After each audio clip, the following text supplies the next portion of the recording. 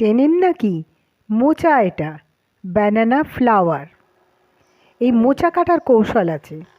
হাতে তেল মেখে মোচার খোসাটা ছাড়িয়ে ভেতর থেকে এই কলার ফুল, অর্থাৎ এই যে কলা হয় যেগুলোতে পরবর্তীকালে, সেই কলার ফুল একটা একটা করে নিয়ে ভেতর থেকে এই কাঠি আর সাদা একটা পালকের মতো অংশ এটা বাদ দিতে হবে, ফেলে দিতে হবে।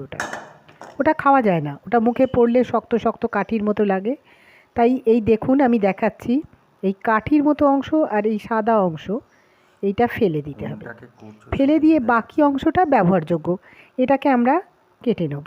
এই যে দেখুন আবার দেখাচ্ছি, একটা কাঠি আর একটা সাদা পালকের মতো অংশ, যেগুলো আমরা এগুলো ফেলে দেব, এগুলো বাদ দিয়ে দেব। বাকি অংশটা ব্যবহারযোগ্য, এটা আমরা ছোট ছোট করে কেটে নেব। গোছ করে ধরে বঁটিতে বা ছুরি দিয়ে ছোট ছোট করে কেটে নেব। সেটা আপনি মোচার ঘন্টই করুন, মোচার তরকারিই করুন বা মোচার চপ করুন, যে কোনো কাজের জন্যেই ছোট ছোট করে কেটে নিতে হবে। মোচার অনেকগুলো খোসা উপর থেকে ছাড়িয়ে দেবার পর ভেতরের অংশটা সাদাটে হয়ে যায়, সেটা হয় নরম, এটা খাওয়ার যোগ্য।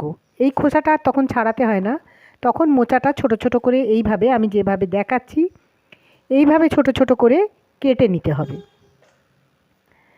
মোচাটা কাটতে কাটতে যখন আপনার তলার দিকে আসবে, ফুলের অংশটার কাছে আসবে, সেই অংশই কি হবে, ফুলগুলো ছোট ছোট করে কেটে গেলে ওটা বাটিতে রেখে নিয়ে বাকি যে মোচার যে ঢাকার অংশগুলো, মানে অর্থাৎ খোলার যে অংশগুলো, এগুলো কিন্তু নরম, খুব নরম কচি অংশ, এগুলো খাওয়া যায়। এগুলো ছোট ছোট করে কেটে নিতে হবে। এগুলো কেটে নিয়ে এগুলো রান্না করলে কোনো অসুবিধে হয় না, এগুলো সুন্দর খেতে হয়। এইভাবে ছোট ছোট করে কেটে নিতে হবে গোটা মোচাটা। এই মোচা কাটার পর হাতে যতই আপনি তেল মেখে মোচা কাটুন না কেন, হাতে একটা বিচ্ছিরি কালো দাগ হয়। এইটা তাড়াবার একটা উপায় আমি আপনাদের শেয়ার করব। সেটা হচ্ছে এই পাতি লেবু। পাতি লেবু হাতে বেশ করে রাব করে নিয়ে ওই রসটা ভালো করে হাতে ঘষে ঘষে দুটো হাতে ভালো করে মেখে নিতে হবে। বেশ খানিকক্ষণ ঘষে ঘষে মেখে নেবার পর একটা শুকনো ন্যাকড়া দিয়ে আপনি যদি ঘষে নেন, ব্যাস ম্যাজিক, একবারে উধাও হয়ে যাবে আপনার হাতের কালো দাগ। একদম ঝকঝকে পরিষ্কার হাত যেরকম ছিল সেরকম হয়ে যাবে। এটা অনেকেই জানে না, তাই আমি শেয়ার করলাম আপনাদের সাথে এই ট্রিক্সটা। এটা একটা সুন্দর অভিনব জিনিস, যেটা চট করে হাতটা পরিষ্কার হয়ে যায়।